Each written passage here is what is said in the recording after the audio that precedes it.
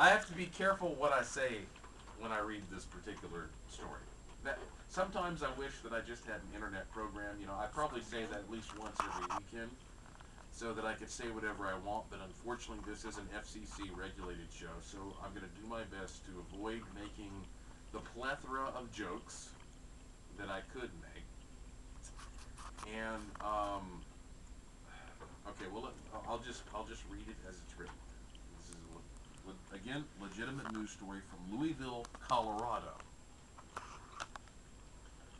Apparently, a woman went into a supermarket and she went to the meat counter. And when she was at the meat counter, the man working at the meat counter came around from behind the counter, and he had a selection of meat that she did not go to the supermarket to encounter. Okay? And he walked up to her while exposing himself, basically.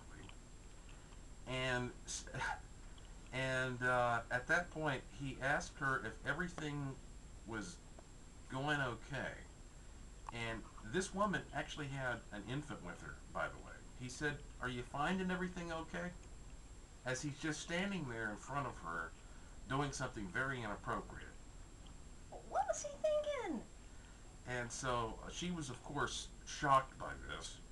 She turned around and walked out the store, went immediately to the cops, and she said that as she was walking away, she turned around to find him completely engrossed in his inappropriate behavior.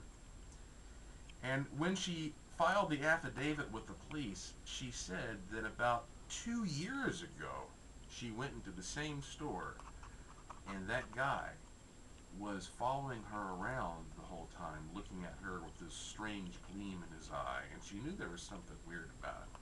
But this time, he just went all out.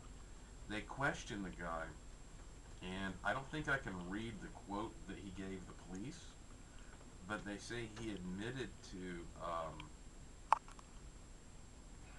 presenting something that was not presentable in the meat department. Yeah. You see how carefully I read that? Yeah. Did I do well? You did. Did I make it through that story? You did. I knew exactly what you were talking about, and I'm trying to hold back the jokes. See, that's a talent. Yes. It's not easy to do that. It's to true. read a story like people take it for granted because you can speak freely, but when you're on the radio, it's a whole different ballgame. It's like talking in front of like a 5-year-old or something. You kind of have to edit every little thing. It's a whole different ballgame when you're on the radio. So yeah, that's what's happening in Colorado. Next story. Unless you want to add something to that show. Sausages. Wah, wah, wah. Oh no, you're gonna. Jimmy Dean just died, didn't he? Did he? Big Bad John. Okay. Oh. You were so careful with that story. And then he had to throw out the Big Bad John. That's one of the few songs I can sing. Well, but you can't talk about Jimmy Dean without thinking about Big Bad John. Every morning at the mine, you can see him arrive. I wonder if I have that. Weight 245, kind of broad at the shoulders. And there, yeah. Everybody knew you didn't Big get Bad those John. to Big John. Yeah. Big John. Big John. Big Bad John. Okay. You know, I think it's best for us to take a break at this point before I tell you about what happened in England. Yes, the heat is getting to all of us, I'm afraid. It's frying everybody's brains.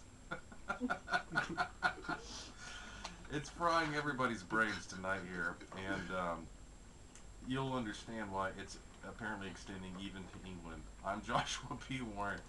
It's the program where the unusual becomes usual, where we discuss the remarkable, the amazing, and yes, the downright weird every Saturday night, 8 to 11 p.m. East Coast time. It's called Speaking of Strange on News Radio 570 WWNC, the talk of the mountains.